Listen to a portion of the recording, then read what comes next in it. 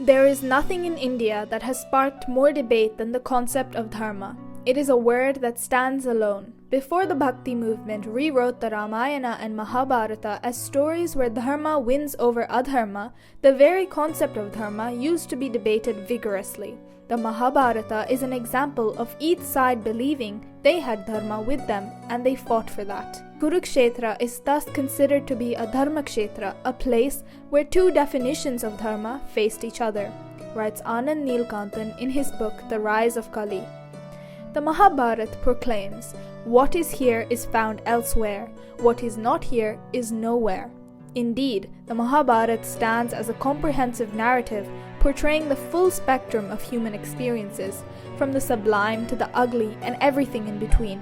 Its richness lies not only in its depiction of valor, righteousness, and nobility, but also in its unflinching portrayal of human frailties, greed, and moral ambiguity. Within its sprawling verses, we encounter heroes and villains, saints and sinners, each playing their part in the intricate tapestry of life. In today's fast-paced and ever-evolving world, the wisdom of the Mahabharat remains as relevant as ever. For within the Mahabharat, one discovers a reflection of the myriad complexities of human existence, making it a repository of wisdom that resonates across time and space. Its enduring relevance is evident in the context of today's complex and rapidly changing society. In the modern world, individuals are confronted with moral dilemmas, ethical challenges, and existential questions, mirroring the conflicts faced by the characters in Mahabharata. Within today's modern landscape, the concept of dharma serves as a guiding light, providing a moral compass for navigating the complexities of life. It offers individuals a framework for making ethical decisions, fulfilling their responsibilities, and aligning their actions with their true purpose or calling. Whether in the boardroom, the classroom, or the community, the principles of dharma guide individuals in upholding integrity, compassion, and justice. Moreover, the exploration of dharma in the 21st century extends beyond individual conduct to encompass broader social and environmental concerns. Just as the Mahabharata addresses issues of governance, social justice, and environmental stewardship, contemporary discussions of dharma encompass themes such as sustainable development, social equity, and global responsibility. In this way, the concept of dharma transcends cultural and temporal boundaries, offering timeless insights into the pursuit of a just and meaningful existence. So what is my dharma and what is your dharma? This question arose even in the mind of Arjun in the Mahabharata, when faced with the daunting task of confronting his own elders in battle. In response, Lord Krishna expanded upon the concept of dharma through over 700 verses in the Bhagavad Gita. He elucidated that it is the bounded duty of every individual to fulfill their dharma, acknowledging the reciprocity between receiving from nature and giving back through one's duties. Dharma, in essence, entails performing one's duty to perfection, akin to a sacrificial act or yajna. We cannot translate the word dharma into English because there is no concept like dharma in the English dictionary. Dharma is both a universal concept as well as a personal concept. Universal because it is applicable to every being in the world, and personal because everyone has to make their own definition of it. Dharma means the law that governs the universe, and dharma also means your true calling. It encompasses our thoughts, values, and beliefs, guiding us towards what is apt and suitable. So let us unpack dharma for the 21st century using Mahabharata as our lens. Ved Vyasa's epic spawns more questions than it gives answers. There is never an absolute right versus wrong. In ancient India, debates fostered a better perspective on the nature of reality, the different points of argument, their pros and cons, so that everyone present can be enlightened on their path. Nothing was ever forced onto someone, and even Lord Krishna gave Arjun the freedom of choice. He said, "Thus I have explained to you this knowledge that is more secret than all secrets. Ponder over it deeply, and then do as you wish." As far as individual dharma goes, it can be understood using 5 central tenets of dharma for the 21st century. The first is finding purpose. Rooted in self-awareness and introspection, discovering one's purpose aligns with the foundational principles of dharma. The second is upholding morals and ethics. Dharma enjoins individuals to uphold moral integrity and ethical conduct, serving as a guide for righteousness in a world fraught with moral ambiguity. The third is service to humanity. Embracing the ethos of seva, selfless service, Dharma impels individuals to contribute to the welfare of humanity. The fourth is harmonizing with nature. Recognizing the interconnectedness of all existence, Dharma advocates reverence for nature and its delicate balance. The fifth is mindful impact. Conscious of the consequences of their actions, Dharma practitioners exercise mindfulness in their interactions, fostering empathy and understanding. We've briefly covered the meaning of Dharma on an individual and concrete level, but what about the more abstract and universal level? By applying the concept of Dharma to famous ethical dilemmas, it can also serve as a catalyst for deeper reflection on our personal values, moral integrity, and the pursuit of a meaningful and ethical life in this modern world. So let's look at the famous trolley problem. Situation 1. There is a trolley coming down the tracks, and ahead there are 5 people tied to the tracks and are unable to move. The trolley will continue moving and will kill the 5 people. There is nothing you can do to rescue these 5 people, except that there is a lever. If you pull the lever, the train will be directed to another track, which has 1 person tied to it. So you have 2 choices: do nothing and the 5 people will die, or pull the lever and save the 5 people, but that 1 person will die. Did you make your choice? Well then, consider this similar situation. Situation 2. There is a trolley coming down the tracks, and ahead there are 5 people tied to the tracks and are unable to move. The trolley will continue moving and will kill the 5 people. However, in this situation, you are standing on a bridge above the train tracks and you can see the train coming. There is a man standing next to you who is so enormous and heavy that if he places himself in front of the oncoming train, it will hit and kill him, but the train will stop. So you have 2 choices: do nothing and the 5 people will die, or push the big guy down the bridge, he will be killed but will stop the trolley and save the 5 people. The ironic part about this problem is that while most people would choose the second option for the first situation, they will choose the first option for the second situation, when technically in both situations you are sacrificing 1 man to save the lives of 5 people. Let's explore how both sides of the argument might be interpreted within the context of ancient Indian thought. The first approach is the utilitarian approach. Drawing from the principles of karma and dharma found in ancient Indian texts, proponents of the utilitarian approach might argue that diverting the trolley to save the 5 lives aligns with the concept of dharma or righteous duty. So from this approach, you would end up sacrificing 1 guy to save the other 5. No matter the means. This approach can also be ascribed to the way Yudhistra dealt with dharma. Yudhistra dealt with his confusion by following tradition, by acting in a time-tested way. The conversation between Yudhistra and Draupadi regarding dharma occurs in the Mahabharat, specifically in the section known as the Vana Parva. This conversation takes place during the period of the Pandavas' exile in the forest. In this dialogue, Yudhisthira grapples with the complexities of dharma and ultimately chooses to adhere to the traditions of his forefathers and uphold truthfulness as a guiding principle. In the Bhagavad Gita, Lord Krishna instructs Arjun to fulfill his duty as a warrior, even if it involves difficult choices and sacrifices. From this perspective, the action that leads to the greatest overall benefit for society while adhering to one's moral duties is morally justified. Utilitarianism can be seen as a practical application of the principles of karma, where actions are judged based on their consequences and their alignment with one's duty in the cosmic order. The action of killing 1 person to save 5 may have been justified taking into account the context. But does this free you from the karma of your actions? The story of Krishna's death suggests otherwise. Under a tree, Krishna rested. At that time, a hunter by the name of Jara visited the forest and mistook Krishna's moving foot for a deer that was hiding. He then released a deadly arrow that struck Krishna in the foot. The hunter realized his error as soon as he arrived at Krishna and begged the Lord for his forgiveness. He was comforted by Lord Krishna, who also explained that this death was unavoidable. According to Krishna, in his past life as Ram, in the Treta Yuga, Ram ambushed and killed Vali, who was Sugriva's brother. He has now paid the price for that through Jara, who in a prior life was King Vali. The ruler of the universe is not exempt from the laws of karma, as this story so beautifully illustrates.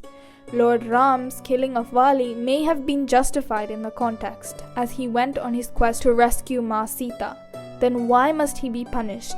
An action will always give birth to a reaction, independent of its context. Lord Krishna too faced the consequences of his deed, no matter how valid. The rules of Brahmanda apply equally to all. Approach number 2. This approach resonates with the emphasis on righteousness and moral duty found in ancient Indian philosophy. Adherence to this perspective might argue that intentionally causing harm to one individual, even to save the lives of others, violates the principle of Ahimsa or non-violence, which is central to Hindu ethics. Balaram says Ahimsa is the greatest dharma. In the Upanishads, the concept of Atman, the inner self or soul, is emphasized as inherently sacred and worthy of reverence.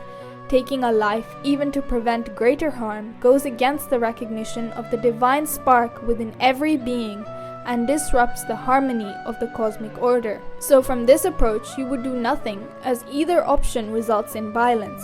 But by being passive, you are still responsible for the lives of those 5 people, as you had the option to stop their death by sacrificing the one person.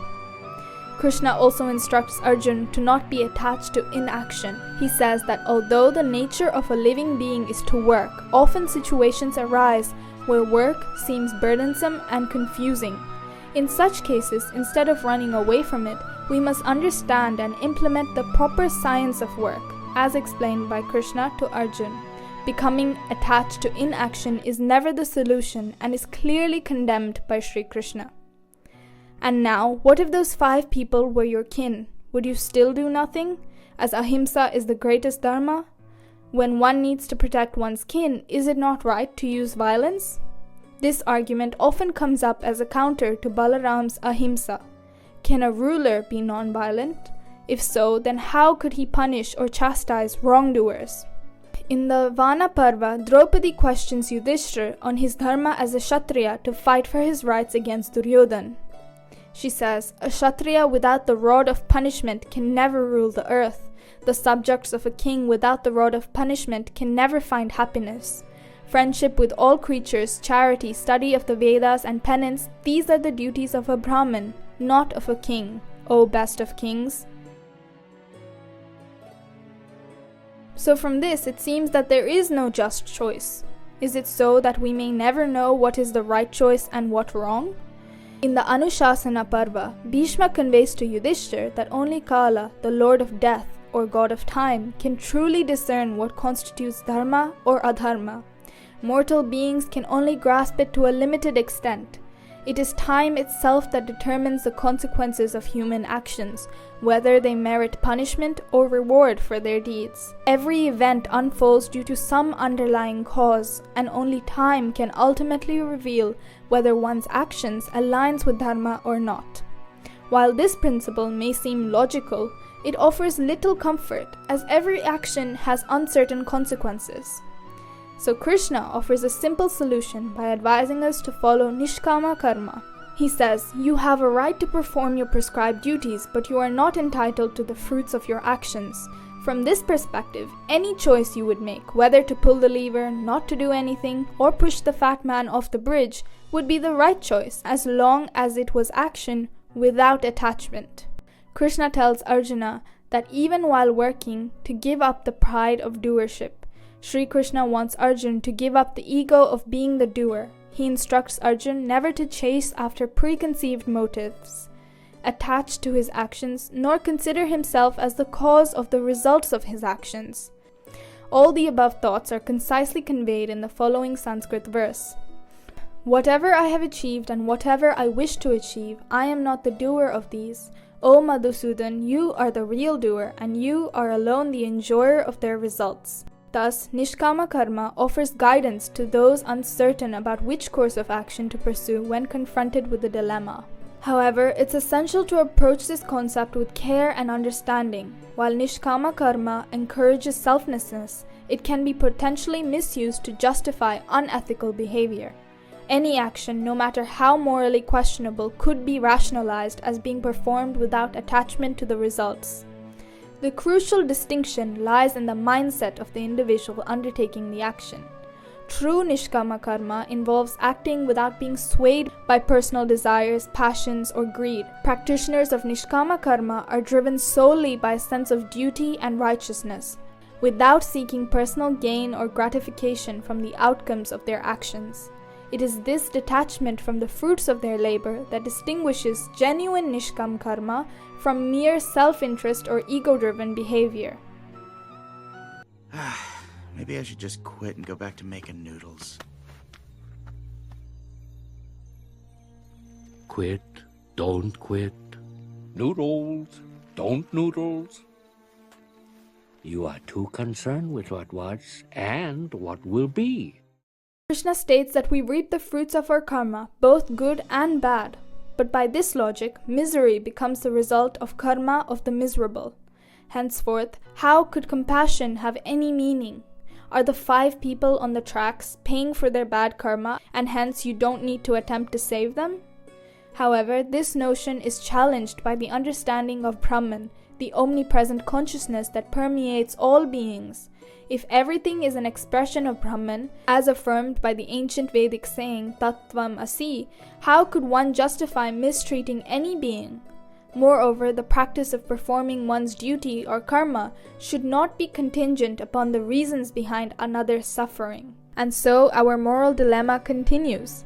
Perhaps the tale of Barbarik from the Mahabharat can provide some solace on the complexities of moral decisions. Barbarik, a skilled warrior, couldn't bear to see anyone lose. He kept switching sides in the war between the Pandavas and the Kauravas, out of compassion for the underdog. When others grew frustrated with Barbarik's indecision, they sought Krishna's guidance. Krishna questioned Barbarik about his perplexing behavior. Barbarik explained that he couldn't bear to see anyone lose. Barbarik's confusion mirrors the challenges people face today when dealing with conflicting loyalties, competing priorities, and moral dilemmas. Krishna then offered him a higher perspective, showing him that both sides of the war were right and wrong, victorious and defeated, moral and immoral. Feeling confused, Barbarik questioned the purpose of his actions. Krishna explained that life is an illusion, simply Maya, full of both fascination and confusion. No one can truly determine what is right or wrong, who is victorious or defeated. In the grand scheme of things, humans are insignificant. Disillusioned, Barbarik asked Krishna to behead him and place his head on a pole so that he could observe the ignorance of the war. Krishna complied, and Barbarik's head witnessed the remainder of the conflict, laughing at the foolishness of both sides. There is no absolute right or wrong in Vyasa's Mahabharat. Characters like Arjun, Karna, Ashwatthama, and Yudhistra faced challenging moral dilemmas and dealt with them in their own ways. They underscored life's ambiguity and the challenges of discerning right from wrong. Krishna's teachings highlight the crucial distinction between rigidity and righteousness, emphasizing the necessity of adaptation in the face of changing times. This principle lies at the heart of Sanatan Dharma's resilience throughout history. Sanatan Dharma, often referred to as eternal or universal truth, embodies the essence of adaptability. It recognizes that the world is in a constant state of flux, and adherence to rigid dogma can lead to stagnation and irrelevance. Instead, Sanatan Dharma encourages individuals to uphold moral and ethical principles while remaining flexible in their approach to life's challenges. So I ask you, what is your dharma?